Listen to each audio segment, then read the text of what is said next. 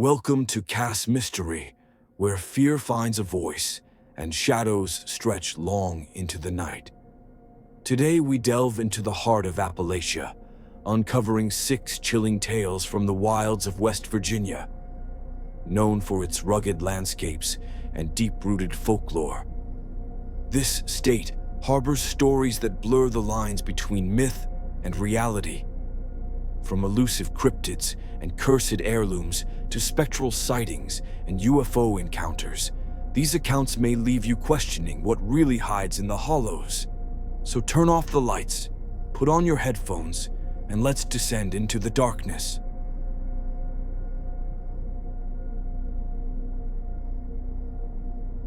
The White Terror of Kanawha.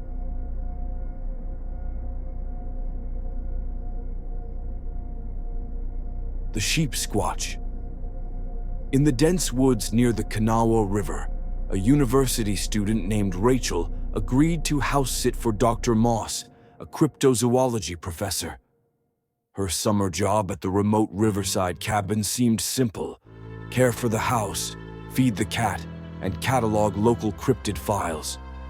But the quiet began to unravel when claw marks appeared on the cabin's siding. Too high for raccoons, too clean to be a bear.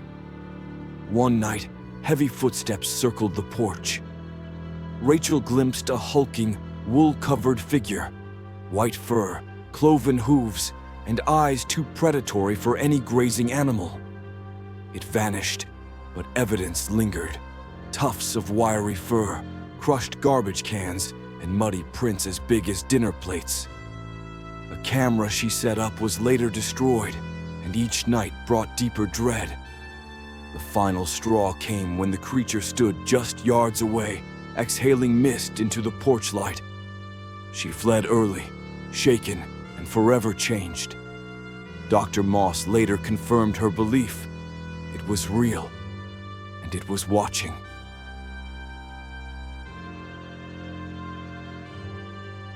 The Curse of the Bear Paw. Generations of the Kendrick family have passed down a mounted bear paw, a trophy from their great-grandfather Dale, who hunted a monstrous 400-pound black bear in the 1950s. But the heirloom brought something else: scratches in walls, paw prints appearing overnight, and unexplainable deaths. Dale died of a heart attack after hearing heavy breathing outside his home. His son Jim suffered visions in car accidents. The paw moved homes, always followed by sightings of a towering, shadowy beast. When Mark, the narrator's brother, hung the paw in his apartment, static plagued his cameras, and deep scratches appeared in hardwood floors. Finally, it landed in the narrator's garage. Each night, heavy huffing sounds echo through the walls. Wet prints appear outside. Something 9 feet tall visited, locking eyes with him. The narrator plans to return it to Blackwater Falls, the beast's birthplace. But will it follow? The Mothman Awakens. In Point Pleasant, a summer job at the local Mothman Museum led one young man into the legendary creature's shadow.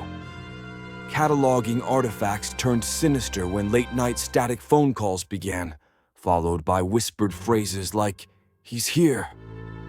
An old man claimed to see red eyes in the treetops near the TNT area. Dismissed at first, things escalated. One stormy night, while alone in the museum, power failed, and 2 red orbs floated in the dark. They stared, then vanished. He never returned to work. The Grafton Monster returns.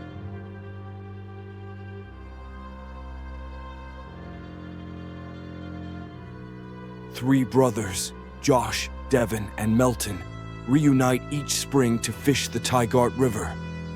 But this year, something watched from the trees. A cooler was torn open by something with claws, and unusual footprints circled their campsite.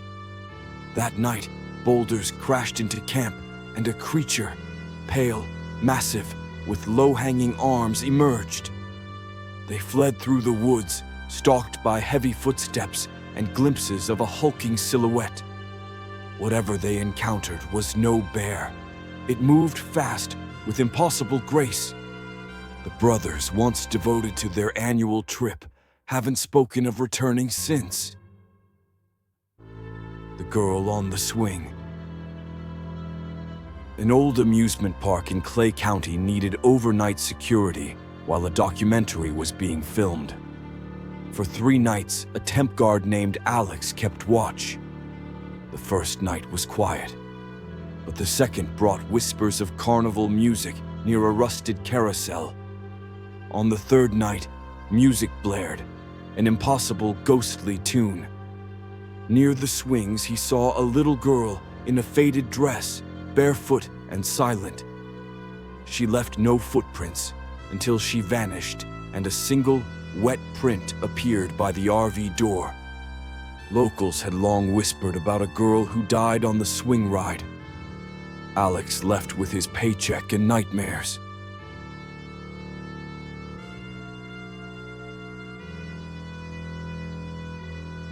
Lost time in Mason County. Bobby and his Uncle Mike were deep in the woods, moonshining, when the night fell silent. Then the lights appeared, floating, silent, dancing in the sky. From the tree line came small, thin beings with gray-white skin and oversized eyes. The air pulsed with an electric hum that made their teeth ache. Then, blackness. 6 hours passed in a blink. The fire was out. The mash barrel was empty. Grass was burned in rings, and bullets in Mike's revolver had turned green. When they tried returning, the path was gone.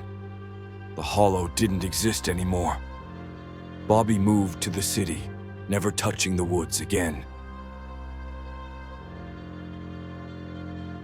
West Virginia holds more than just folklore.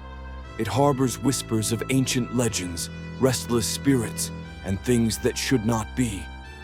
Whether you believe these tales or not, they remind us that the unknown still breathes just beyond the tree line. Let me know in the comments, have you ever seen something strange in the mountains? And don't forget to like, subscribe, and stay curious. Until next time, this is Cass Mystery, signing off from the shadows.